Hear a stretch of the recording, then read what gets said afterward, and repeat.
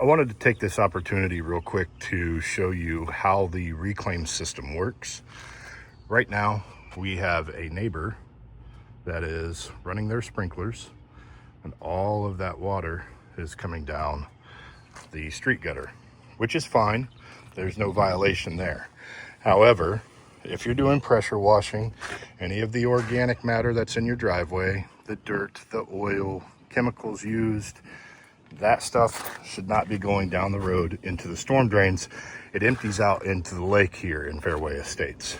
So what we do is we set up sandbags over here, and it creates a pool where we are cleaning.